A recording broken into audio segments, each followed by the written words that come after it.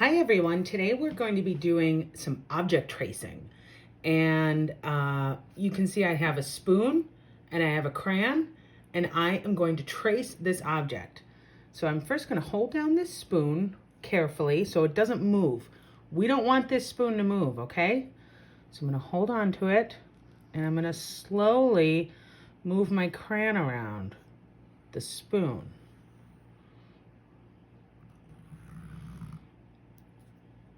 Now it gets a little tricky when I get to where my hands are. So I'm just gonna kind of move my hands out of the way. Then I'm gonna hold the spoon back down.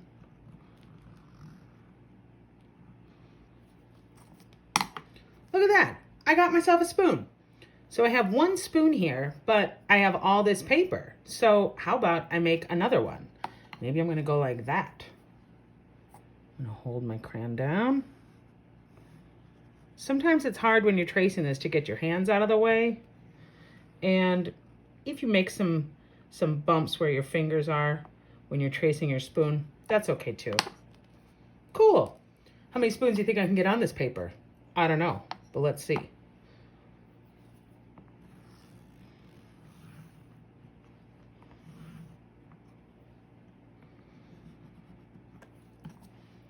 Oops. So you see what happened right there? My finger was in the way and I didn't see that.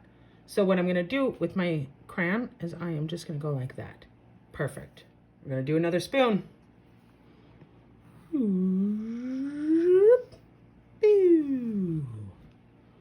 Sometimes when I am making art, sound effects really help.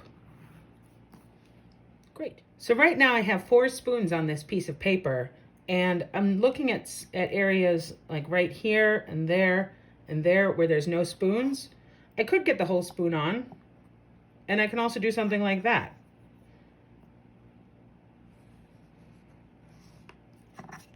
Cool. And what about another one?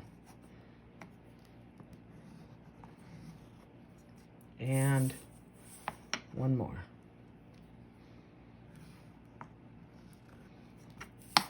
I love how weird this looks. It's great. Let's do a couple more. My spoon moved. I wasn't doing a very good job holding it. So you see what happened right there? That's okay. I don't mind that. Let's get a couple more. Whenever I'm doing tracings of objects, I want to focus on making use of the whole paper.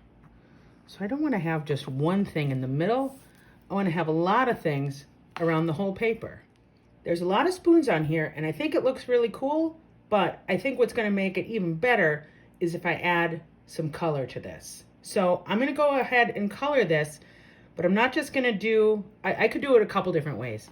I could just draw color in one shape like this. I could color in this whole spoon here, or I can focus on these little areas where I've had points of intersection. When intersection is when 2 objects overlap each other. Here's my hand right here. If I put my other hand on top, my right hand overlaps this hand.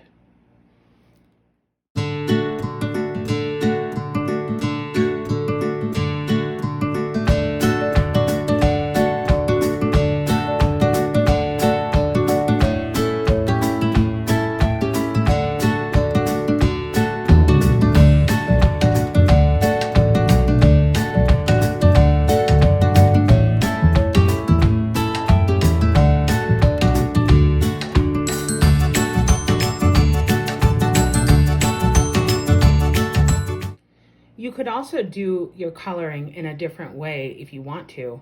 What I did here on this paper is I made 3 circles. I used the lid from an old jar of peanut butter to make my circles. I did the same thing where I just put the lid down and then I traced it with my crayon. And now you see that there's a little bit of overlap, right? Right there and right there. We're gonna do something interesting with those. You can see what I've done is I've colored in one of my circles red and one of my circles blue. In this circle, I'm gonna do something with overlapping colors.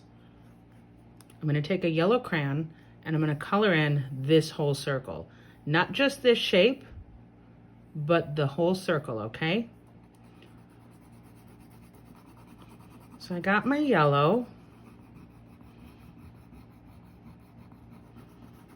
And it's fun. It looks awesome.